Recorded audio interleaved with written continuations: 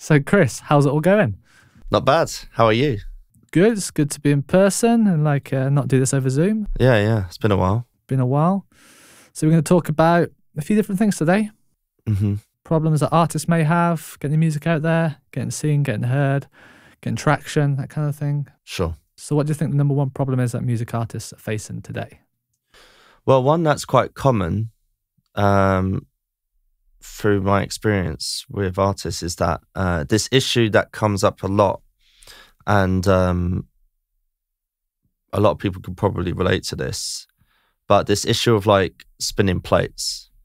So if you're like an artist or a producer, you're a musician and you're like trying to build your brand online, right? You're probably trying or have tried all of the things, right? Like Instagram, TikTok, all of that stuff. And, it feels like a lot, right? Especially when there's a lot of information online. It's like, oh, you need to post on Instagram 5 times a day, or you need to do reels and you need to do TikToks, all these things you need to do, but it's a lot. And sometimes I think actually that people do a lot of these things, but they don't necessarily know actually what's making a tangible impact on their brand, on their, music, their fan base, their business, if you like. And it's something I've thought about a lot. And I think it's something we've all kind of experienced, just building anything. But I do believe that like sometimes it's an issue in lieu of like a model, in lieu of like a process that works, if that makes sense. Because if you're trying to cram in Instagram and TikTok and YouTube, and if you're just like spinning plates, just trying to keep it all up, it's not really a cohesive model. It's not really a cohesive kind of plan. You're just trying to keep it all up. And, it causes burnout for artists and producers and musicians, if that makes sense. Yeah, what I'm always thinking about is, do I need to just focus on a platform that works? Or do I need to find a kind of system so I can distribute on all these different platforms? Or do I need to outsource this? Right. It does seem a little fake if someone else is responding to your messages and comments and stuff. I feel like if the brand is you as a person, you kind of have to respond to it. Because if you're outsourcing even like YouTube comments or something, it just seems a little fake if someone else is doing it. Yeah. I think it's a good point you make, especially about the platform that works for you. Because I feel like sometimes people get into the trap of like jumping on what's hot at the moment, even though it doesn't necessarily make an impact. On the surface, it might look good, right? Because you've got X amount of views, and that's more views or whatever impressions you measure on another thing. But it's also just knowing, like, it's also connecting it to the end game, which is building a fan base or selling albums or selling t-shirts or what have you. Yep. Tickets to your events. Yeah, exactly. It's like on Spotify, it's like artists on Spotify who've got millions of streams but can't sell a ticket because it's, just because it's more on that level doesn't mean it's like tangibly benefiting your business on a real level. Yeah. But I do think sometimes it's just a lack of knowing what's really working and how to measure that. Because how you measure something is important. How you measure something determines the outcome of that measure, right? But it's also often a lack of a model, and this is sometimes, what I try and help artists to nail down is like, no, actually have a kind of working model for your marketing, for your like content production. This is a good example that we're doing now, right? We're doing a video podcast, right?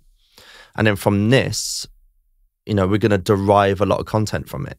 Like we can post-produce this content. This is a long-form piece of content, right? We're doing video, we're doing multiple cameras, we've got multiple microphones. We've even got a vlog camera here, which is cool, so we could do behind-the-scenes stuff. And here it is. There we go. What one is this again? That's the Sony RX100 Mark 8, I believe. Great. And that's the Crane M3. Great. The stabilizer. So, I mean, even without that, and we just had like a bunch of smartphones, right? Even the phone would be fine. Yeah, a bunch of smartphones. You know, from that, we can, you know, mix it all down, edit it all down, create, you know, TikTok assets. We can create Instagram assets, YouTube assets, podcast assets. Obviously, this will go out as an audio podcast. And from making this one piece of content, we're probably going to make like 20 assets, right? And this is what, you know, this is how it works in like advertising land and marketing land. They actually make a hero piece of content, right? Which for a musician might be music videos, obviously, and or video podcasts or vlogs or whatever. Make a hero piece of content and then from that derive assets from it. And I think that having a model, like having a system, a process, something that you can conceptualize, gets you out of the rat race, if you like, of the daily social media grind and that sort of thing, because then you just use social media as distribution. Like, obviously, you got to be in there and still be engaged, right? But in terms of maximum impressions, having a model allows you to, you know, make content efficiently and get the most impressions out of it, if that makes sense. Yeah, it seems like you're kind of, you're not killing 2 birds with one stone, you're killing 10 birds with one stone. Absolutely. So you're making one piece of content and then distributing everywhere rather than making it separate for each platform. Yeah. It may be more efficient making it separate for each platform. However, it's going to take so much longer. Yeah, and you know, like and there's lots of things you could do in post-produce. Like you can, for example, you could even just take the audio of the podcast, upload it to Canva, and make like a little title thing, like a branded. So your brand is in there, but you've got like the titles coming up, or whatever software you might use. Canva's good for a lot of stuff, actually, especially for like short form social media clips. If you've got the audio and video or photo assets, you can just upload them and, you know. That's good because it's free as well. Oh, it's free, yeah, and it's on the web. So, you know, that's kind of the idea, you know, like if I wanted to, like, because maybe we'll put a piece of this on Instagram Reels, for example. A client of mine, Christian Pryor, is really good at doing this. He takes video clips from the podcast, but he also takes the audio and makes like so that the titles, the subtitles appear on the screen, and that goes on Instagram as a reel, which is pretty cool. So yeah, like it's just about having a content production model or content marketing model, which I think is can be especially good if you're you know, building up to a release of an album and that sort of thing. I mean, podcasts are great. I think video podcasts are a good way to do it because you can talk to people, and podcasts are, the good thing about podcasts is it can be active content and passive content. So it's something that people can listen to on the go, in the car, or when they're going out for a walk, but it's also something that someone can actively watch on YouTube. I just think podcasts just seem a lot more real. Yeah, I listen to podcasts more than I do audiobooks. Yeah. Obviously, your audiobooks, they've carefully scripted word for word, but it just seems a lot more enjoyable to listen to a podcast for me because it's the author or whoever the guest is just speaking, being themselves. Yeah. They're not exactly scripting everything perfectly, which in a way seems a bit more congruent, seems a bit more real, a bit more raw, which I personally enjoy. It's more believable, isn't it? But also it's just a really easy way to make content. Like, and if you're a musician... If you know what you're talking about. If you know what you're talking about, yeah. But, you know, even if you're just chatting, right? You don't have to, because the content doesn't either have to be a substantial thing. It can just be, like some of the most popular podcasts in the world are just stories, conversation. Like they are just chats, right?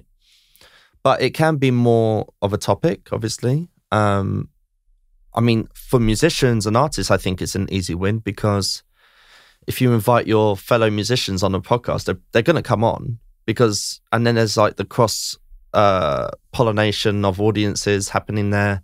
You could talk anecdotally about being a musician and tell stories and that sort of thing. I think it actually is a really cool way to build a brand using podcasts, because invariably you're going to start telling anecdotes and telling your story, and that is the brand, right? That is who you are as an artist. That's your identity as far as your fans are concerned. Well, there's a few things you can say that is very unique to you. Yeah. Why you made the album. Yeah. How you made it. Yeah. Inspirations. Ups and downs, like what struggles you had making it. Everyone has struggles. Well, I presume everyone has struggles making music. Sometimes you're just on it. For me anyway, sometimes I can just write and produce and it's awesome. Other times, absolutely terrible and I can't get anything done. So I wish I knew what I can do. So I'm always on it, but I don't think that's possible. I think it's just writer's block. I mean, it's just a great medium for that stuff. I mean, it's, you know, it's like, especially when you're working with other people, I think, you know, because it kind of takes two to tango with a podcast, I think, at least. People do solo podcasts, though. It is a thing. I've done solo live streams and solo podcasts. It's hard. It's hard, yeah. Because when you, for example, if I speak and I stop, I got to think about the next thing I got to say, but you're going to say something and I can riff off that. Yeah. Another thing, which we're going to do after this, is live Q&A. So once you've already got an audience, and sometimes I don't know what to talk about, but if you do a live Q&A, someone's going to ask you questions, you've got something to talk about, you can chop that up, stick it on Instagram, stick it on YouTube, wherever. Mm-hmm. So your audience will ask the questions you want to, they want you to answer. Yeah, another benefit of podcasting, like I've actually had clients do this. I'm like, hey, make a podcast. We're not making a podcast, but make one for me. Because especially if they're a band, because then they can talk to each other about being in the band or like about being musicians. And invariably they just start opening up about their experiences and their story. And then I'm like, cool. Now from this, we can write a bio. We can, add to the press kit or what have you. You can derive the words you said in this into social media content. This is your story. This is your brand, and maybe we will put it out as a podcast. Does that make sense? Yeah, I sometimes find it a lot easier to express myself speaking rather than writing. Yeah. I'm sure a lot of people can do that. So which is why I make a lot of videos, because I can talk for a very long time. Sure. But I've never written a book. Sure. I don't think the book would be as good. Just my kind of process of learning and understanding is very kind of oral rather than writing. It depends on the person, really. But all the words you've said on video and on podcasts, they can be written down, and then that can be, this is what we're talking about. We're deriving content from content, right? So yeah, but I think it also has some internal benefit as well. If you've got a podcast, you've made podcasts and you've told your story on it, or you've spoken to other people, like even just listening back to it, it kind of creates a feedback loop for yourself that kind of reinforces your identity, like your story and that sort of thing. Yeah. Well, going back to that, I know a lot of people actually, they speak the words and then they have someone transcribe that and turn it into a book. I know Russell Brand does that. I've done that with a project as well. So it depends on, Or you could even hire someone to make blog posts out of your podcast. Absolutely. I know you do that kind of thing. Yeah. Which is really cool in my opinion. Yeah, like some of my, some articles that I've written are based on things that I've once said on a podcast or on a video. I'm like, oh, I need to remember that because I've listened back to it or watched it again. I'm like, oh, I'll write that down. I'm going to put that in an article. It's more fun as well, in my opinion. Like us talking now for an hour or so, or however long it's going to be, it seems quite fun, enjoyable, having a conversation. But if someone said, I want you to write an article now for an hour, I'd be like, great. Yeah. I wouldn't mind so much. I quite like writing personally. Depends on what you enjoy. But yeah. For me, talking for an hour is a lot more enjoyable than writing for an hour. Sure. Well, it's a bit more sociable isn't it? You're conversing with someone, you're having a conversation. A lot of people like being, I just sociable. think it's just an easy win. It's not easy, like it's hard to do, it's work, right? But, in terms of, on a creative level, you don't necessarily have to really make anything up. You're not the one editing this video. True that. So I do the video editing. Yeah. And it takes a while. It does take a while. It takes a while, yeah.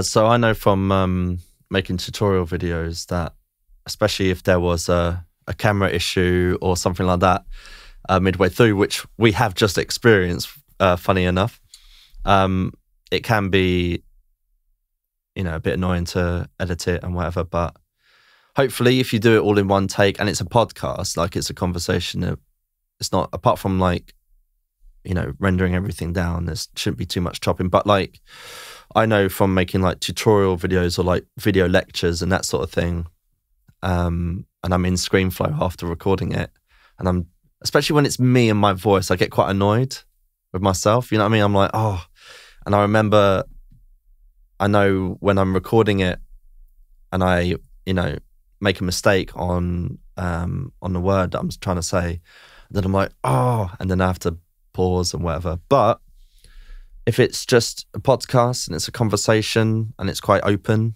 you can capture a lot of stuff quite easily. Well, yeah, you have to buy the equipment as well, which isn't always the cheapest. Yeah. But compared to like 10 years ago, it's so much cheaper. I would argue though that like if you've got one or two good microphones, which you probably will do as a musician, and a relatively modern smartphone or two, and good lighting, right? Like the lighting is key there, really. You can get going, because you might have an iPhone and one in the cupboard, and then you've got two, right? Like you've got two angles or what have you, or one as a backup, and just some good lighting. That's a good point. This microphone I originally bought for recording music and for vocals and for recording bass and stuff. And then, so if you are a musician, you probably have a few mics. I'd probably recommend getting a dynamic mic if you're in Treat's room rather than a condenser, but just use what you got to start with. Yeah, absolutely. So yeah, and there's you could do so much with it. You can also like top and tail the episodes with, announcements, news, that sort of thing. You could open up the podcast saying, hey, in this podcast, I'm talking to whoever I'm talking to. And then you say, by the way, I've got a new single coming out, or I've got a new music video coming out, or I've got a new album coming out. Don't miss a beat. Subscribe to my email list to be the first to hear it, that sort of thing. So you can add those call to actions. Like after the event, you can just, speak into the mic and just add that in, top and tail the podcasts. You can even, I find distributing my podcast through anchor.fm, that you can even edit the same podcast in the, like you can replace the audio. So if you want to put new calls to action on the same, they still exist. So that's good if you have a tour coming up. Yeah. So tomorrow I'm going to be in Stockholm. Next day I'll be in Copenhagen or whatever. Yeah. I do think promoting your tour is a great idea for a podcast, because it's one 100%. Thing seeing this on video and stuff. There's another thing actually like seeing someone in person. It's a completely different experience. And you could maybe, when you're on tour, you could do a behind the scenes podcast episode special thing, just saying, oh, hey, yeah, we just played here, or we've got this gig coming up, or we're about to play, if you have the time or whatever. But, kind of behind the scenes stuff like that can be quite cool. You could even take like a Zoom H5 or H6 or something, a couple of Shure SM7Bs, and do a podcast with the support band or whoever else is playing that night, like in the green room. That'd be pretty cool if I was sat there waiting to play, because when you play a gig, you're sat around waiting for hours between like sound check and performing. Yeah. Someone was like, a couple of phones here, do you want to do a podcast? Could be pretty cool. Yeah, no, I think it's great. And a lot of artists are getting behind it as well. Like even Metallica did a podcast prior to the releasing of, was it the remastered Black Album or like the re-versioned Black Album recently? And on Spotify, you can make playlists that include podcast episodes and music as well. So in a single playlist, you can have like a whole kind of like catalog of relevant audio content, between music and episodes. Okay, let's talk about live streaming now. Right. So do you think it's relevant to live stream your podcast? Yeah, so we could live stream now, for example, do the podcast on a live stream and then, post-produce the podcast and distribute it as a podcast afterwards. But we could be live streaming now. I have a few issues with live streaming. The first one's pressure.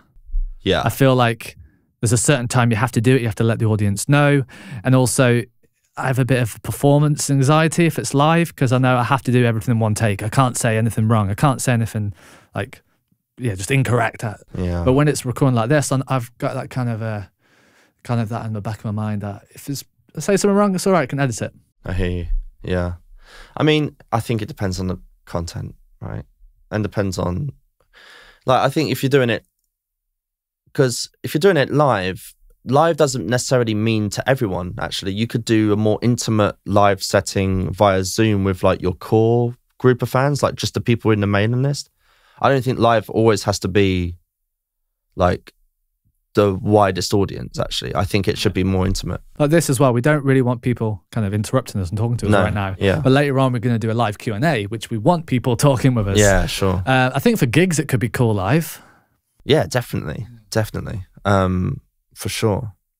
Yeah, I think it's a pretty open medium in that way, right? They can serve a lot of things.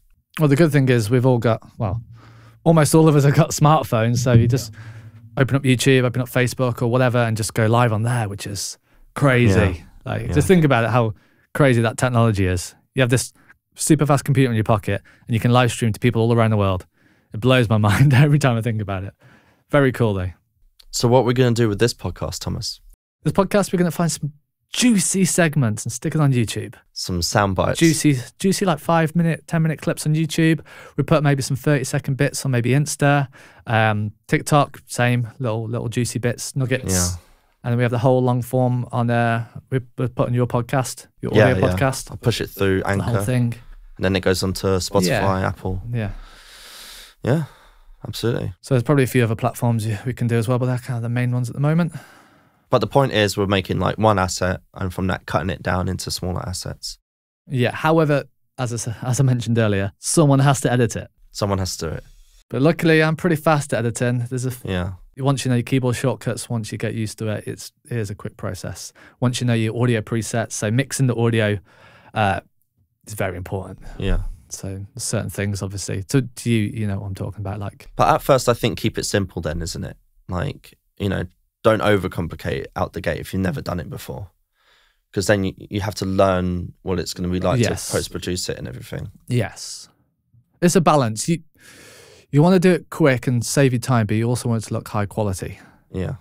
Not always suitable for everyone, but the easiest way to do that is to buy good equipment. Yeah, sure. Like this camera, we didn't spend that long setting up on this one as well, but it looks good because it's a pretty expensive camera, but they do cost a few quid. Same with the microphones. The microphones are a bit more affordable, and I'd say the microphones are more important. I feel like a lot of people focus on the camera, especially for YouTube, rather than the audio. When people are watching it, they're watching it on the phone and stuff. They're not really looking at the camera. Yeah. It might be open on a tab. Yeah, a lot of time, whilst they're doing other things. Also, a lot of time people are listening to it on their phone speakers as well. Yeah. So the audio doesn't have to be amazing. It just has to be clear. So I've always said that like good audio makes video look better. Yeah. You know what I mean? Because it just has like a quality. Professionalism when you hear high quality audio. 100%. So if I just for this example, I'm going to swap this over to the built-in mic on the camera. So I'm going to talk now, just for a bit of fun. You can hear it sounds terrible, right? Let's swap over to this microphone. And we actually have some backup mics as well. So we're going to swap over to these backup mics so you can hear the difference. But the backup mic's all right. The built-in mic is terrible, but this mic here, sounds really good in my opinion. And this building is not a commercial unit. This is a house. This is a house. We're just filming this in the house. Yeah. So sometimes it's better filming in the house because, well, the main thing is time frame. So if you go to a studio, you've booked for a certain amount of time because you have to pay for the time. So you have to rush. And sometimes it looks better at home because you can spend ages getting it perfect just how you want it. If you're in a studio, like get the camera to lights, quick, time, we've only got an hour left. And there's a lot of pressure. You might rush. You might get sweaty and stuff. You can't go have a shower if you're at a studio. You know what I mean? There's certain things that recording at home, the home comforts, you can go get like your tea and coffee that you like, your snacks and stuff. Yeah. You can feel more comfortable at home rather than in a studio. It's probably better for the guest as well, isn't it? It just feels more comfortable. Yeah. I think as well, if you're like a music producer or an artist and you have a home studio, it's kind of cool to do it there, isn't it? Because then that's where it happens. Yeah, best of both worlds. You get the kind of cool like background, the professional vibe, but it's also that homely feel, which is cool as well. 100%. So yeah, I think it's a good idea, Thomas. Anyway, so you're a music artist, but the main thing you're concerned about is just how many hours there are in a day. Maybe you have children, maybe you work a full-time job. Like, how do you find the time to make the music, promote the music, and do all this social media stuff as well we're talking about? Yeah, I think it's, prioritizing what, I think it's being really honest and being very objective about what actually moves the needle. I can't tell you what it is. You have to look, but you have to be kind of like, because it's not always going to be what A, you want it to be, or B, think it is when you're just thinking about it. But it's being honest about what really moves the needle and allocating fewer resources to the things that don't and more to the things that do. But it's hard. It's not actually always easy to measure. But I think it's important. Yeah. Look at my YouTube channel. Some of the videos, I get quite a lot of views, maybe a handful, but the vast majority, not really. Yeah. So it's I kind of have to realize what the videos that people are actually watching and make more like that rather than just guessing what I think people want. But even then, sometimes even views aren't the thing that move the needle the most. It could be like, you might have a video that converts into more email subscribers, which is more valuable because on the back of that, you're going to sell some t-shirts. Kind It's also what you enjoy doing. Yeah. So for example, that music video I sent you earlier, so I made a music video, as you know, recently. I was kind of out in the countryside filming. There was like waterfalls and stuff. It was really fun. I don't necessarily know if that's going to be popular or not, but I enjoyed the process. Yeah, so you can't regret it. Yeah, exactly. And I kind of upped my skill, like camera and like the camera skills and stuff, which is always a bit fun. So learning new stuff. Obviously, I produced all the music as well, which I really enjoy. Yeah. And it's just easier to do something you enjoy. Well, it takes less energy. I could have hired someone to make the video for me, but I just felt like I had a vision in my head. I want to do it myself. Right. I felt like it'd be more fun. It just feels a bit more raw when it's the artist that creates it all rather than outsourced and everything. But I do feel like some things are just overproduced and overpolished. Like you see pop videos nowadays, it's just too perfect. Well, it's kind of a fact as well, actually. There's like a lot of studies about, especially on social media, right? Because no one really goes on social media to be sold to, even though they are advertising platforms. No one goes on there to be sold to. They're just, they're just keeping up with each other's lives, isn't it? And that's, that's like low production value photo content, video content of each other's holidays and kids and that sort of thing. The second I think something is overly produced, you're like, oh, this is an ad. Yes. Right? Like I'm being sold to right now. But there's a balance, right? You want to get the message across, and you're not. But I think it's also the difference between like selling and brand building. You're brand building with podcasts. You're brand building with, just doing what you do. But like when you're trying to promote something, it's different, right? Also, something scripted, you can tell. Yeah. I mean, we've made that mistake. Yeah, we've done some videos before and we use a teleprompter and it's bad, man. It's bad. Memories I can't even delete. There are news anchors who are very good at reading from a teleprompter. Yeah. But that's the news, isn't it? That's what you expect. You expect word for word perfect for the news. Yeah. But for a podcast or for a video, we've since removed all of those videos. Delete. Yeah. Can't delete the memories though. But there's just something authentic about just speaking from the heart, speaking from exactly what you're feeling, rather than putting on a fake facade. There's certain things like there's certain professions where people have to be happy or friendly all the time. Sure. And that's for a music artist. I was listening to a Boxcar Racer. I don't know if this was one of the side project bands from Blink-182. And Tom DeLonge, the lead singer from that band, was going through a lot of troubles, and he was on some painkillers, and he was going through a really dark time.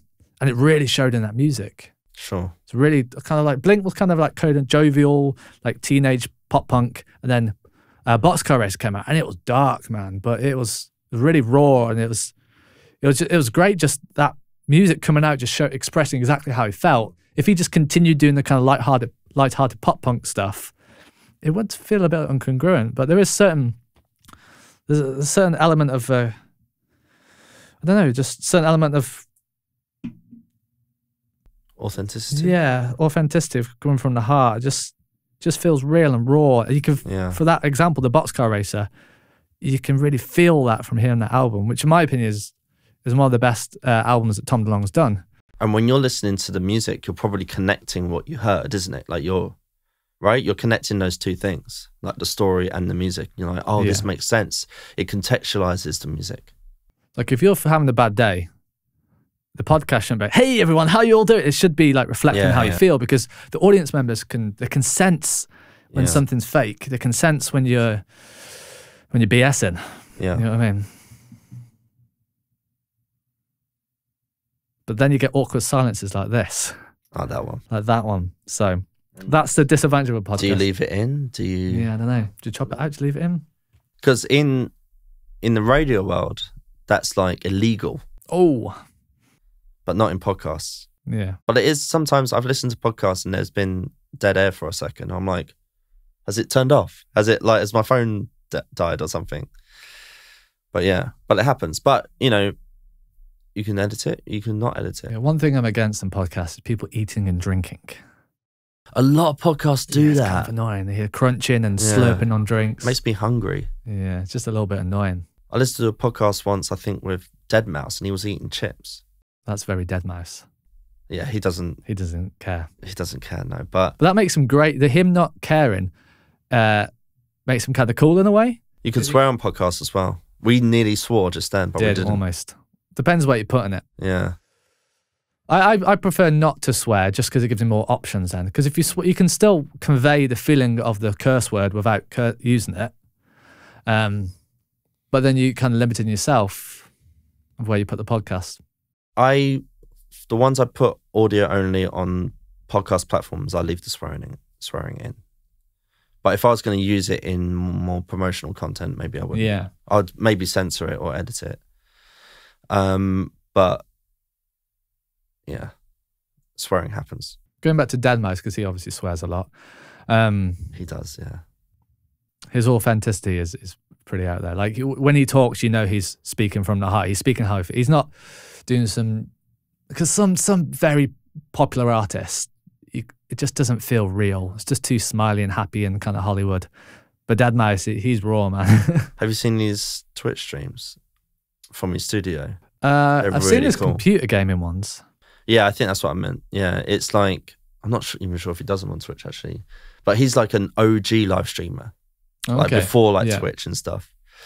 Like they're really, really cool. And for a lot of it, he's just hanging and chatting, you know, and just speaking his mind or whatever.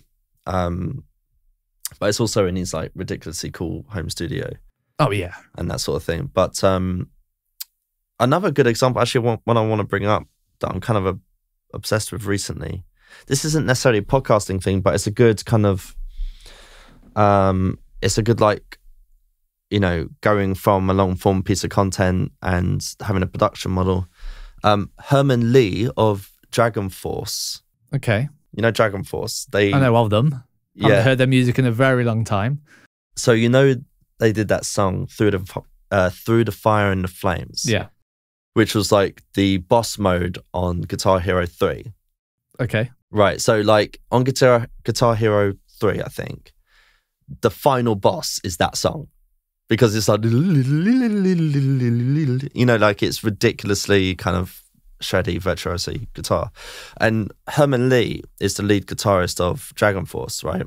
And he does on Twitch, he does these live streams where he will have like guitarist friends come on with him, and they're like in a living room and performing like Through the Fire and the Flames solos together and that sort of thing. And it's all fun. It's like not That's cool. Yeah, it's just fun.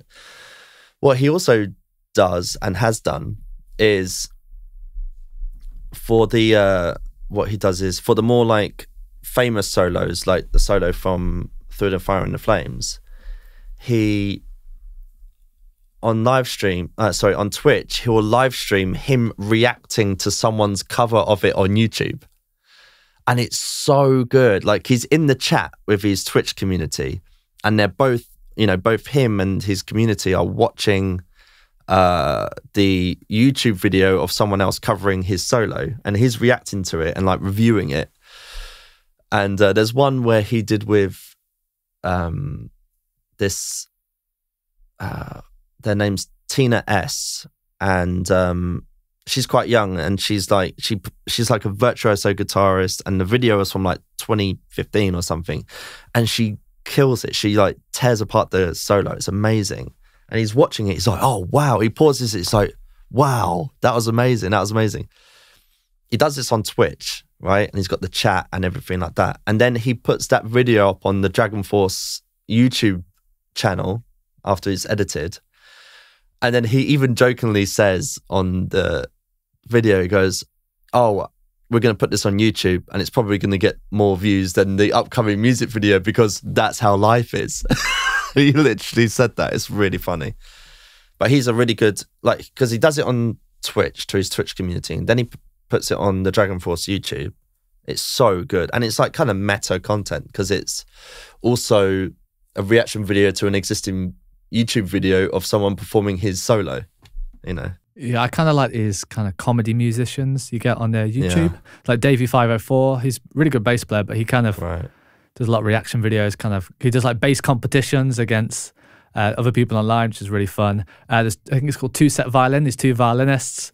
They have some. I don't play the violin. I play a little bit of bass, but I really find the violin videos really super interesting. Just these two guys kind of roasting other people and having a bit of fun about violin. So there's a lot of different avenues you can go. I personally enjoy the comedy aspect, mixing comedy and music, two like passions of mine. But there's many different routes. But a podcast is an easy one, because you just talk as long as you know what you're on about. Yeah, I wouldn't just talk well, it depends on the topic. For example, I wouldn't just talk. I wouldn't go on a fashion designer podcast, because I wouldn't know what I'm talking about. But the podcast doesn't have to be a thing, I think. It's like, it could just be like, if you're a musician and you're doing a podcast with a fellow musician, maybe a friend of yours, like, how's it going? What have you been up to recently? And then you just start talking. And it could just be, life as a musician. Like, again, my friend Christian Pryor, he does a really good one where, because he's a working musician and his friends are working musicians, and they go on the podcast and just talk about life as working musicians, which for most people is probably a pretty cool thing to hear and pretty insightful thing to hear about, because most people aren't working musicians. It's a cool thing to be, right? But to them, it's obviously normal. That's their life. But, I'm like, oh, this is really cool. Like, especially when you're hearing about how things happen. It's pretty cool. I like little anecdotes. So crazy stories about the gigs or whatever. It's always good some fun. of my favorite podcasts are just some of the stories that are told. I think, like, for a musician, I think even just making, let's say you're an artist and you're working with a producer on your album, make a podcast. Talk about, it's like, oh, hey, we recorded, what might be the lead single of the upcoming album. Do you remember when, we had to redo that bit, or like, or when there was an issue with the mixing console or something, or like, I think it's a good opportunity to make content that promotes the thing you're trying to promote. You could always just take a kind of handy recorder with you everywhere. Yeah, right. It's hard sometimes though, it's hard, isn't it? It's like, you're like, oh, okay, now I have to like record the production of something. Do you always think when you're down a coffee shop with one of your friends, or you're down the pub, you think, oh, that would have been great if we recorded that conversation. Yeah. We had a really cool conversation. Imagine if we recorded that, other people got to hear what we're talking about. That would have been, that would have gone viral, or you think in your head that anyway. Pub might be hard though, it's pretty noisy. Depends what pub. A little quiet pub might be all right. That's the fire. Reminds me of that Family Guy episode where they start a podcast in the pub. I have not seen that. We might have to watch that after this. But maybe that's the future. Every pub you go to has like a soundproof booth, That appears when you press a button. The mics come down and you can film a podcast and the handy recorder. So, if you wanted a recording of all of the rubbish that you discussed in the last 4 hours. If you like to buy a drink, it's £5. If you want to have the podcast experience, it's £7 per drink. Yeah. Could be the future, you never know. But there is Pirate Studios in the UK. They do have their podcast studios there. Yeah. So you could go in there. So if you don't have, they don't have cameras, but if you don't have like an audio interface or a microphone, they have the mics and they have the, I think it's a Rode recording device for podcasts. So if you don't have access to a location, say you've got, I don't know, say you've got kids at home and they're noisy, sure. You could always go to Pirate Studios or somewhere else that has podcast recording facilities. Absolutely.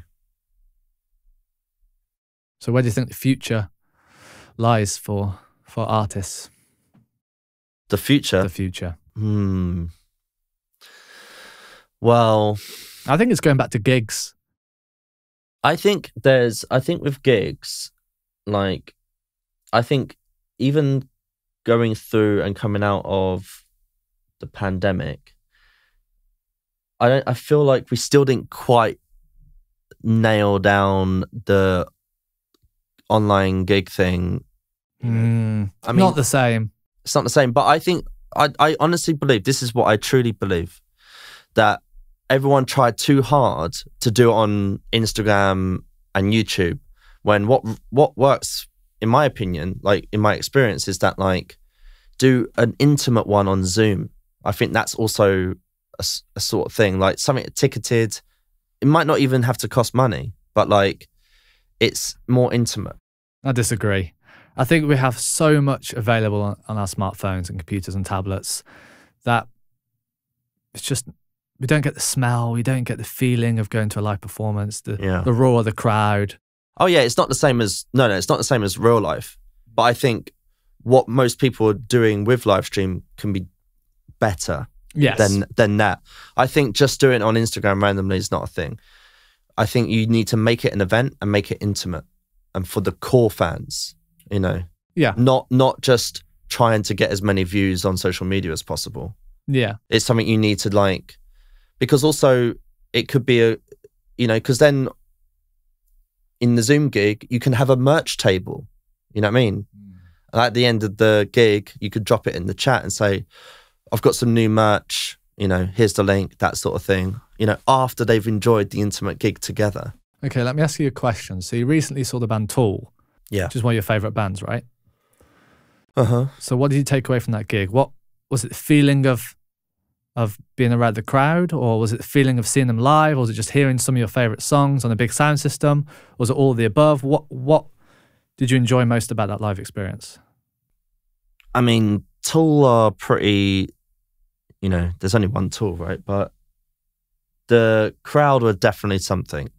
I mean, first of all, it was at the O2 Arena, which is intense, very intense. We were quite high up. But there were people, I remember two particular guys, and they were right there, like maybe a few seats down from us and to the right. And they were like standing up and like losing it because I mean, the thing with Tool is there's a lot of story with Tool, and for the longest time they weren't around, you know, and so them coming back, even though that was a few years ago, them coming back, even, you know, at the gig the other day, people were still like, oh my God, I can't believe that this is even happening. And they were like, I actually thought they were going to fall down, like, because they were losing it, these guys. And that was like a big part of the experience that I enjoyed there. It's probably crazy. Those guys might just work a regular job in an office, being very corporate and day to day. Yeah. But when they see Tool, they go wild. They really let their hair down. Yeah. I imagine, I'm like, oh, they're in a cubicle 9 to 5. I mean, I don't think cubicles are much of a thing these days, but like, I'm like, that's probably where they are. And then they lose it. They channel it all out here amongst the rest of us today in O2 Arena. It's huge. Yeah, like, that's where you get a lot of sports and music. People can really kind of let themselves go. Yeah. Kind of get out of their kind of social confined like lives they live. They were like a not insignificant part of my experience of that gig. Very good. But that's Tool, you know. Tool are something else, you know, and they have a really good visual component to their shows as well. So you're a similar age to me. Do you remember as a kid you go see a band and you'll get your Nokia 3210 out and call it like, it's 20p a minute, but I don't care. I have to call my best mate because this is the song we love. And you call your mate and like it sounds terrible because your friends would do it years. Whether if they went and saw, I don't know, Foo Fighters or whoever, you listen back and it sounds terrible. But like, yeah, it's Zappa's song or By the Way or whatever, Chili Peppers. But anyway, so you hear the song play, like, oh, that's amazing. Yeah, I miss those kind of poor technology days when now you wouldn't do it with your mate. Maybe do a live stream, but the lack of technology then made that hearing that really crackly live performance incredible on the phone when your friend was calling you. I missed that because there wasn't all of the WhatsApps and everything. Yeah, it's just, well, I preferred it before then. So you say to your friend, right, we're meeting at 7. And if they weren't there by 7:10, you were gone. Yeah. So it made you arrive on time. You couldn't check in. You couldn't, oh, are you nearly there? Or, yeah. I'm going to be 5 minutes late, traffic or whatnot. So. Yeah. Good old days. The good old days, eh? Well. Couldn't do podcasts then, though. Couldn't do podcast. Not as easily. You have to be on a radio show. Yeah, exactly. Well, that's the thing, isn't it? The podcast is an on-demand radio show that you can produce and distribute yourself. Yes. You're not relying on... Do you think that's a good definition? Well, a radio, it's more like hot bites and stuff. So if you... I don't know if you've been in a radio show before. I've been in a few when I was younger, like little band performances and stuff and talks. You get given 1 minute to talk. Oh, let's hear about your new single. Sure. 1 minute, you can't really describe what's going on. Because there's a limitation of time, broadcast time, isn't it? But on podcast, there's not. Yeah. Because it's on-demand content. You just upload it and people consume it. And the radio show don't really care about you. They've got 100 things to do in that show. You're just one of the things on that show. But podcasts, you can talk as long as you want. But I do think you have to be some kind of expert or interesting or funny to have a podcast. I think if you, like I said, going back to me on a fashion podcast, I'd be awful. Wear what you think looks cool. That would be terrible. So it really depends on what you want to talk about as well. Yeah.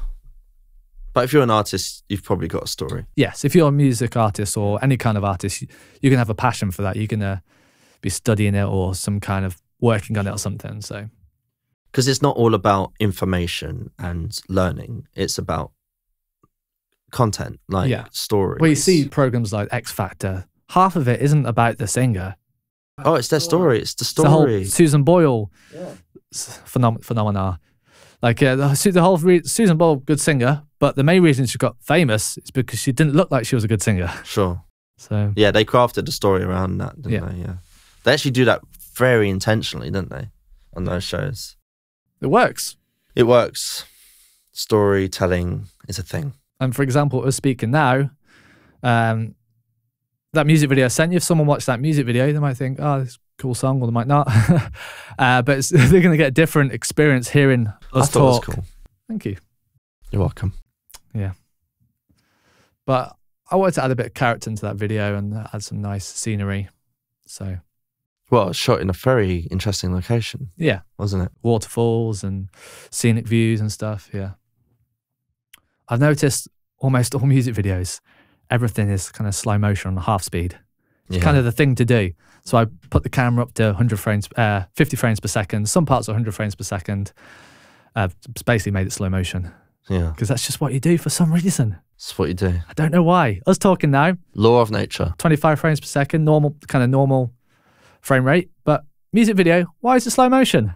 But I have to do it slow motion because everyone else does it slow motion. Is it slow motion even when the music's fast? I think so. Well, if there's a live performance, if someone's playing the drums, you can do it, but you want... That feels like... Yeah. You want the performance to be in a regular frame rate, but like any slow motion, anything else with a walking or looking around, it's good. That I don't know if that's a recent thing or not, but I've noticed it's in slow motion. What are we going to do, Thomas? Maybe we should do a time-lapse music video. That could be the next one. Get everything fast. Break the trend. Break the circle. So podcasts, you get random little nitbits like that as well. Yeah, because that's definitely going into something, isn't it? Could going to be a soundbite. Could be. That goes viral on... I don't know if that will go viral. What even is, like... What are the platforms at the moment? TikTok, isn't it? Is it TikTok? What do you mean? Like the most popular ones. Instagram? TikTok? Yeah. I imagine. YouTube? It depends what it is. Yeah. You don't watch a music video on Instagram, really. Well, maybe a snippet. Yeah. But you watch a music video on YouTube. Because Instagram and TikTok, they're scrolling platforms. Yes. Depends what if it's a tutorial, it's going to be YouTube. It's just... If it's a photo, it's going to be Instagram. Scrolling away. Kind of like, at that point, you're zoning out, aren't you? You're just scrolling. That's the purpose of those platforms. Yeah, if we put this entire podcast, which I imagine is an hour or maybe longer, on TikTok, even if I know if you can do that, I don't think people will watch it. People on YouTube, though, or on Apple Podcasts or Spotify, maybe someone listens to the whole thing. But take a particular clip for TikTok that was interesting. So we say something really cool for 20 seconds, boom, put it on TikTok. And then they go, oh, that was interesting. That's from a podcast. So when I'm editing, I'll probably use some kind of markers or write down the different points. So I know what could be good for TikTok, what could be good for Instagram. So I think when you're editing as well, it's good to like remember which bits. Otherwise, you've got to go through and watch it all again. You might as well do it while you're editing. Yeah, absolutely. Because the vast majority of people making podcasts, at least when they start, will be editing themselves. You can outsource it, but some of these video files, if you're filming in 4K, are huge. Yeah, just sending them. Yeah, there might be like 50 gigabytes or something if you're filming in 4K for an hour or so. So like if you've got two cameras like this, 100 gigabytes of just sending files to someone. Of course, you can compress the files, make them smaller, but you lose the quality. But I probably should outsource and get someone else to do it, but I kind of want to do it myself, you know. The curse of perfectionism. You want to do everything yourself because you believe you can do it best, but that isn't necessarily true. No. But that's internal stuff, isn't it? Yeah. Like, oh, I know how I want it. I know exactly how I want it, yeah. It's like mixing, isn't it? Actually, it's sometimes it's even if you like hire like a really professional mixing and mastering engineer, it's not how you want it. Yeah, it's like, oh, but that's also called demo love, I think, is when you make a demo and you fall in love with it. So even something great, it's like, oh, it's doesn't have that thing, that weird. I mentioned to you earlier, I sent a song to a mixing engineer to mix, and he was good, but he added extra elements and kind of changed it too much. I was more like, I kind of just want like the level sorting out and a little bit of because it's hard. It's hard when you're doing the mixing for someone else because you want to do your thing, not just because you creatively want to do that, but also because you're like, oh, they've hired me to do mixing, I have to do something different.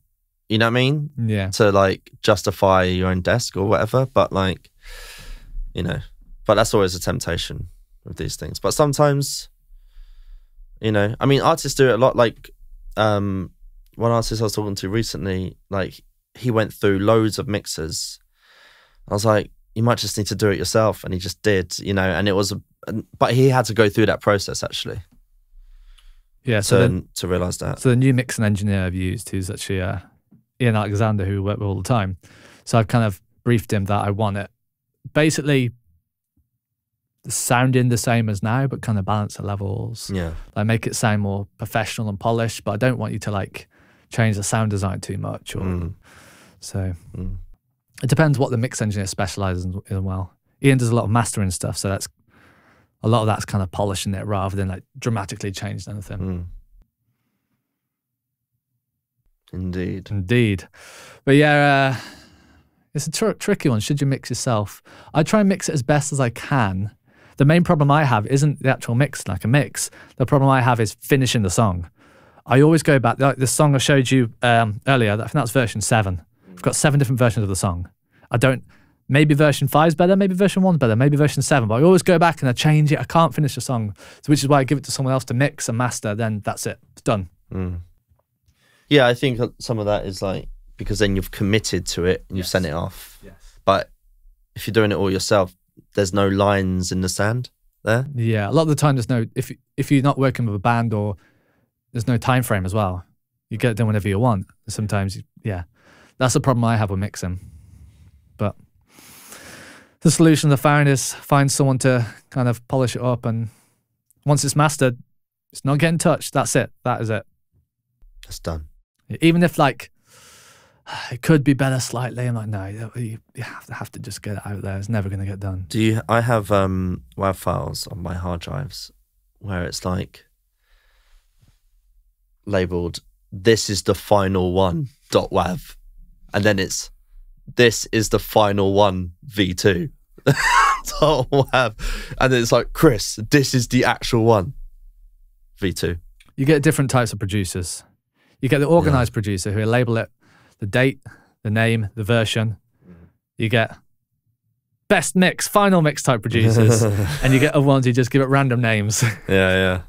I've gone through all three of them. Best mix blue, best mix red, best mix. Final edit this time. Yeah. This is the one. Yeah. I do have one that says, Chris, this is the final one .wav. Let's just throw this out there. So if you're going to film a podcast, and it was let's say you had a discussion with one of your good friends in a pub, bar, cafe, wherever, restaurant. Yeah. Can you think of any legendary conversations you had and wish you filmed it? I can think of a few. I don't know. Some of them probably should stay at the pub. Bit too explicit for the... It's not even that. It's just pub chat. It's stuff that only those two people would find funny. Like, you had to be in the room, because even like our other friends around us aren't finding it funny, and the two of us are just like, laughing. Yeah, you talk about certain like little anecdotes, You and I would talk about egg shower, which means nothing to anyone else. Egg shower. So we have little stories that only you and them will know about. So you kind of have to explain the story, but during the pub chat or whatever, you're not going to be explaining the background of the story. Egg shower is very difficult to explain. There you go. Difficult to explain. There's a lot of stuff around that. Yeah.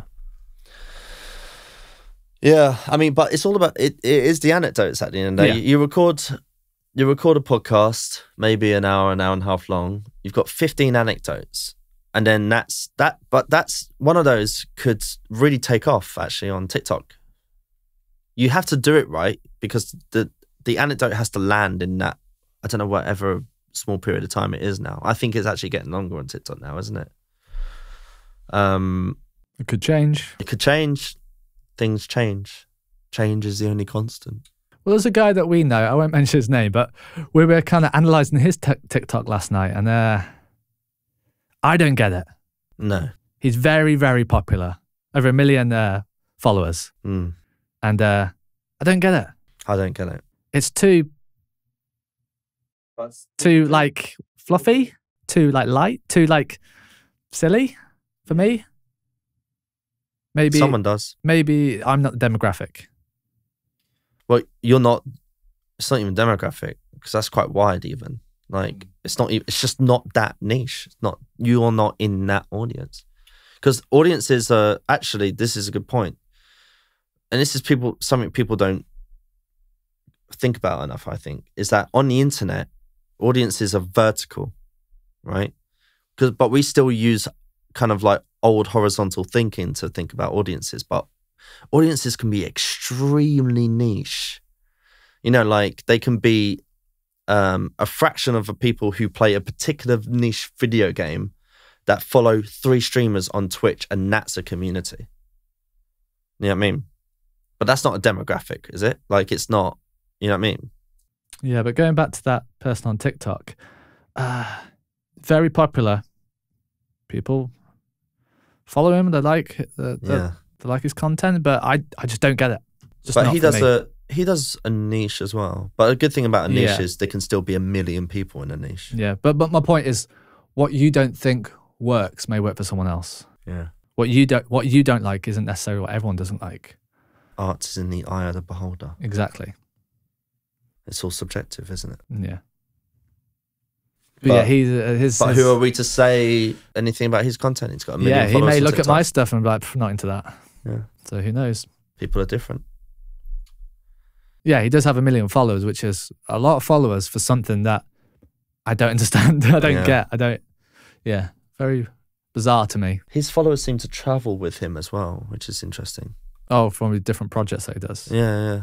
Because that's hard to do, actually. It's hard to do. That's when you arguably know you've got a brand, actually. It's difficult. Do you want to be broad and appeal to a lot of people, or do you want to be more niche and have more hardcore fans? I personally rather be more niche and have more hardcore fans than be kind of, do you know what I mean, too broad. But I guess you get people through the front door with the broad content, and then you can kind of niche it down and kind of segment it for different types of people, different. That's what they call members. The funnel, I suppose, isn't it? Yes. The top layer sales of and marketing. Top layer of the funnel is the wide brand awareness layer, and then you have your subscribers underneath that. Might be a fraction of the top layer, and then a fraction until you get to the bottom of the funnel, the core fans who buy all your t-shirts, who buy your CDs, and they're the ones who probably pay the bills. CDs, compact disc, Thomas. You can't actually play a CD. No, but that's okay. I'm going to say this now. The point of a CD and vinyl, they're merch. They're merch item. I do miss having the little booklet in the CD and reading about the band and pulling out and seeing the photographs. That was good fun. Like, I bought my mate's CD at his gig recently, and it's still in the cellophane. Always will be, but I'm happy to have it. Because I was reading the like the credits and everything, and where it was recorded, and just love it. It's a piece of art, True. The artwork and all of that. Even tapes. Artists sell tapes on Bandcamp. No, like, few people who have those tapes are probably actually playing them. Yes, I have no tape players anymore. No. But people buy it because it's stuff. It's like t-shirts. It's swag. Is swag the word? Yeah. Stuff we all get. Here's a question for you. What do you think people can sell to their fans that doesn't require any postage or packaging? So digital downloads. Yeah, I mean, one thing that I'm crazy about, like, people don't know this a lot actually, is that on Bandcamp, for example, if you do a digital, like a deluxe edition of your album, you can actually add media to it. So you could have like a PDF version of a liner notes, of an album liner notes, or like a, what I mean, like credits and all of that stuff and lyrics. You could make in Canva like a well-branded PDF version of that and add that to your album, and sell that to your fans as part of the package, which is a nice way of creating a package out of something digital. But the good thing is as well, there are actually platforms that will do the production and fulfillment of merch for you without you upfront in the cost. You just take a share of the profit. Teespring for print-on-demand t-shirts. Yeah, loads of stuff like that. But you can also set experiences, like, if you have a Patreon and your Patreon subscribers get Zoom gigs every month and that sort of thing. I believe in that sort of thing. It's wild there, Teespring or other Redbubble or other stores like that. I remember playing gigs as a teenager. You take like a big cardboard box full of t-shirts to the gig, you sell them for £5 each. Yeah. Lugging this box around. Now people can just, you don't even have to do that. You don't have to, we design it, print it. We have to design it, but they'll print it and send it to the door. Yeah. It's wild. You never even see it. You never even see the t-shirt. Wild. Yeah. I think there's something to be said for both, though. Sometimes you might want the inventory, and then and you can stock that at home, and you can personally. I mean, I love a trip to the post office, and you can personally sign it. T-shirts are good. People wear t-shirts. That's free promotion. Yeah. Someone's walking around with Iron Maiden t-shirt, they're promoting Iron Maiden all the time. If you're a marketing executive, you might go, oh, well, when they go to the shops, I'm garnering 1,000 impressions when they do that from my logo on the t-shirt. You could justify it and think about it that way. You could even give, well, I don't know if this will make any money, but you could even give the t-shirts away for free or no profit, so you're the lowest price possible. So let's say you give the t-shirts, so you sell the t-shirts and you break even. Yeah. So that way you're still getting free marketing promotion. You give the t-shirts at a reasonable price. Maybe you could argue the profit is the gross impressions you're getting. More people might buy it because it's lower priced, and then you're getting all the marketing exposure from that. Sure. Yeah. So you could, justify it as a marketing But expense. if they're a hardcore fan, they might pay an extra £5 for it or whatever. Yeah. So. And you can, make a profit. Yeah. Are there any bands you remember buying a t-shirt from that you were so excited you had the t-shirt? Killswitch Engage. Killswitch Engage, okay. Both of my bands today have been metal bands, but most of them are for me. I remember getting In Me t-shirt. Do you remember In Me? No. Like 2002, like, because it was kind of like they were big, but they're never like mainstream. So it felt a bit cooler when you had something that was a little bit underground. You know what I mean? What are they like a new metal band or something? Or A rock band, I guess. Oh. Yeah. I only say I'll play some to you after. They're decent. Yeah. But anyway, my point is, because they weren't mainstream, I felt a bit cooler wearing a t-shirt. Yeah, sure. So if you're wearing a Metallica t-shirt, sure, Metallica are great, but everyone wears a Metallica t-shirt. I love Metallica though. Would you wear a Metallica t-shirt, or would you feel a little bit too generic? I don't wear one. You still wear one? Okay. When you see Justin Bieber walking over a Metallica t-shirt, it kind of loses its coolness. I have 3 Tool t-shirts now though. The Tool's kind of more of a cult following than say Metallica. That's why I feel cool wearing one. Like your parents or someone will probably know a few Metallica songs, but there won't know any Tool songs, I'm sure. On the other end of the spectrum, there's Iron Maiden and AC/DC, and probably a lot of people wearing those t-shirts have never listened to their music or even know they exist as an artist. You know how some brands exist beyond the band? Yes, but Iron Maiden do have really cool graphics. Yeah, definitely. Yeah. That's probably how it emerged in that way, you know? The Eddie the mascot and all kind of historical references on the images.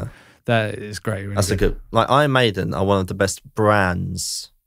Not Kiss. Just bands. Kiss as well. Yeah. AC/DC. Yeah, AC/DC, of course. You know, their brands, what's the word? Exist beyond them, you know, in domains that are nothing to do with the music or what have you. I think Metallica, like, even if you never listened to a Metallica song in your life, you'll recognize that logo. Yeah. You know, that one. You'll know the name Metallica. Yeah. Well, who are some other brands in music that... Beatles, yeah. Rolling Stones, that Kiss logo. The mouth, The mouth, Yeah. Beatles, obviously. People get tattoos of that logo. Yeah. I'm thinking of Janice from Sopranos. You've recently watched Sopranos? Recently watched Sopranos, yeah. She has a Rolling Stones logo tattooed on her. Who else? This is a good question. Really good kind of brands. Pink Floyd, yeah. I mean, even just that image of on Dark Side of the Moon in the, what do you call that? Because that's like a mathematical, scientific kind of concept, isn't it? I'm not sure. I know what you mean here. It's where the light. You get a rainbow from it. Yeah. I can't remember. Write down in the comments below if you know. Yeah. I think Rolling Stones do it the best. That like tongue logo, the mouth logo. That's so iconic. That is iconic, yeah. I can't think of a band that has a more iconic logo than that. Michael Jackson was probably one of the biggest brands in music ever. Yeah, he had some hits though. Yeah, he had hits, yeah. And it was more around him rather than an entity. Queen, yeah. Queen, 100%. I'm trying to think of a band or an artist that had a logo that was more iconic than Rolling Stones. Kind of 40 Licks, or maybe that name of the album that has that tongue, that has that mouth on it. I think 40 Licks was the album that had that mouth on it, but they had that logo beforehand. Yeah, I can't think of an artist or band that has a more iconic logo than Rolling Stones. We're talking about logos now, right? Yeah. So, apart from maybe Nike, but that's not an artist or band. No. I haven't got a logo like that. If I can come up with a really cool logo like that, woo. Obviously the Rolling Stones have been around a very long time and have some very successful songs. That I'm sure that adds to it as well. Logos are a thing, you know. It's kind of the character. You think of Rolling Stones, you think of like Mick Jagger, who's kind of strutting around on stage with his big mouth. Kind of the way he looks is very unique. Cliff Richard being all like kind of crazy and cool and stuff. You think of Charlie Watts, the kind of more straight edge style drummer. These kind of unique personalities in the band as well. You too? Yeah. There's a logo there, but they are definitely a brand. Yeah, but you think of U2, you think of Bono and The Edge. I don't know who the other two are. They are the brand. They are U2, right? Yeah. You think you're going to have a big band, but you call yourself The Edge. But Metallica, that is an entity. There's not really, even Hetfield isn't the dominant Metallica person. They are Metallica. I'd argue the bass player less so than because he's the new member. New. But the original bassist is Cliff. very much part of the story. Very much, with what happened. And that's a good point, isn't it? That's the story. Maybe Blink 182, going back to them. They really have personality. Like, people used to go crazy for Mark, Tom and Travis. I know he's a new member now. But like, the personality of those band members, because their song lyrics are kind of very relatable for teenagers, and the differences between the two frontmen, how they wrote songs, and it's the whole story. It's kind of like if they're on social media back then, well, they did that without social media. Imagine what it's like now. And then there's like 30 Seconds to Mars, who you can't say Jared Leto, right? Jared Leto is already a big superstar from. But that's what I'm saying. You Requiem can't for a Dream and stuff. I mean, that's literally, proof of concept right there. You can't have a conversation about 30 Seconds to Mars without also mentioning Jared Leto because, well, he's bigger than the band actually, because he's an actor. He does a lot of different stuff. But that's when there's like two, but there's obviously a dominant. He is 30 Seconds to Mars, right? Pretty much, yeah. If he left the band, do you know, if the guitarist left the band, I'm sure they could continue. But if he left the band, right, it'd fall apart. And that's how you know, isn't it? Can they leave the band? Yes. I mean, maybe if Hetfield left Metallica, I think the only replaceable one's Robert, the bass player. Because not there's anything wrong with him. He's a very good bass player, just because he's the newest, and he wasn't there when they wrote their iconic albums and stuff. You can't replace Kirk. I don't No, think. you can't replace Lars either. Lars is the boss. He's the chief executive officer of Metallica. Yeah, even though he's kind of the least technical like musician of the band, he's a very important member of the band. I mean, Hetfield was saying on a video once, he was like, "Oh yeah, Lars is the business." Like it's almost like he's the creative director of Metallica. Like he calls the shots. I think he is the beast behind Metallica. Here's a good example: Some Kind of Monster, the documentary, which is by itself a really good documentary. I think if you're a documentary person, you watch that, you think that was a good documentary. Yes, but I do not think St. Anger was their best album. No, but it's irrelevant. It's irrelevant. That album actually allowed them to make the film, which I believe actually is better than the album. No, was not insignificant to their brand and their audience, actually. Because I know I had a much different impression of them after watching the film, and I thought it was really interesting, and like everything that they went through that whole process. That piece of film that they've got, they had a Black Album film as well back in the day. They've actually always been really good at multimedia. I didn't really know that much about their personality until I saw Some Kind of Monster. Obviously I heard exactly all their older stuff when Cliff Burton was in the band, but now that's part of the impression you have of them, right? Yes. Yeah. You see them and you get to know them. You get to know Lars and Kirk and Do you think it's a good idea James. for music artists to make kind of documentaries in the studio, or at least vlogs? Or I think it's just a good proof of concept, isn't it? It's just like, fans want more. They want to know that, I think they want to know you as a person. They want to know. They want to know, how did you get here? Because also, if I'm promoting an artist to you, I'm like, oh, Thomas, man, because I can't. Before you actually hear the music, I have to sell it to you. And if I'm obsessed with them, I'm like, oh man, like the way I sell tour, I'm like, oh yeah, they were in the dark for like 13 years, and then they just came back. They put all their music on streaming platforms, digital platforms suddenly, and then they released. Oh my god, like it's the story. Like that's what your promoters, like that subset of your fans who do your marketing for you, the way they do it is by telling your story, right? That's how they do it. Like when you're promoting a band to me, or I'm promoting a band to you, we're telling the stories. Good example's 50 Cent. Yeah. So him I think it was shot Getting 9 shot, times, yeah. and survive, which is crazy, It's man. a lot of times to get shot and still survive. And he used to be like a gangster and stuff, and turned his life around and became a very successful music artist. It's just crazy that his story is as powerful as his music. He has got some good songs, but obviously produced by Dr. Dre, I know his first album was, but like that story. Like, I watched the Defiant ones recently, which is a docu-series on Netflix about Dr. Dre and Jimmy Iovine. Since then, I've been listening to Eminem and Dr. Dre all over again so much because I'm connecting it with the story now. I've even got a playlist on my Spotify account with the songs in such a way that reminds me of the story. Yeah, like and then I watched 8 Mile. I was gonna say it's just like the movie 8 Mile. Yeah. That final rap battle in 8 Mile. Yeah. I was like, man, Eminem is talented. That is. Yeah. I'm sure it wasn't freestyle in the movie, but like, sure. When I heard that final rap battle, I was like, wow, Eminem's got some chops. He is good. And everyone who watched that back in the day wanted to be a rapper immediately afterwards. However, that you could argue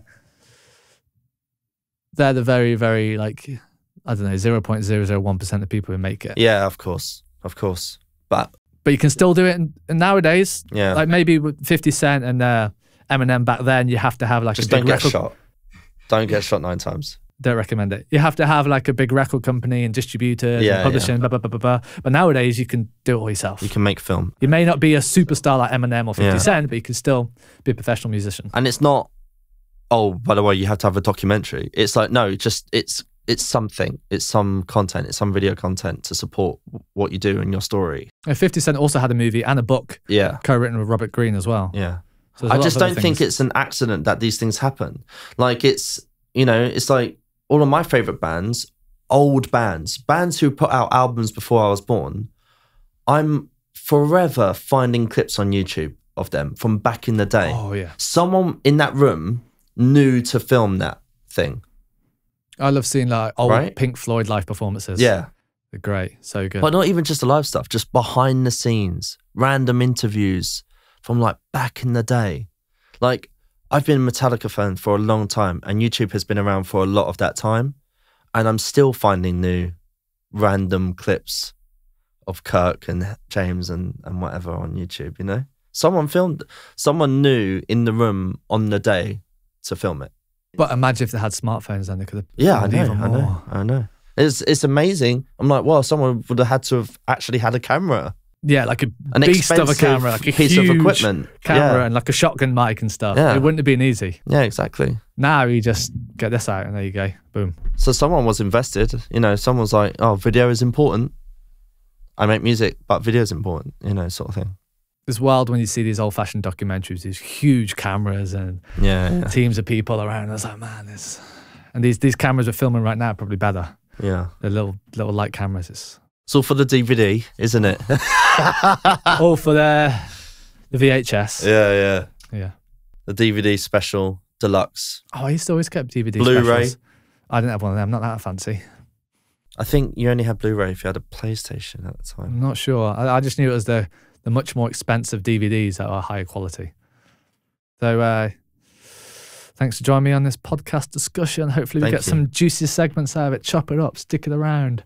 That's the idea. Put it on all the different platforms. Make a documentary. Yeah, make a documentary, vlog camera. Yeah, all that stuff. We'll sell it to Netflix. That's the thing, is us having this discussion like this, if someone's watching, this is very different from like online courses or your kind of consulting that you do. Do you know what I mean? It's a lot more free, a lot more open. Hopefully people get to know our personalities more.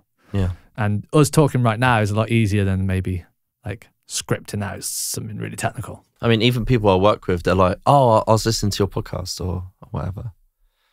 You know, and it just creates an impression, doesn't it?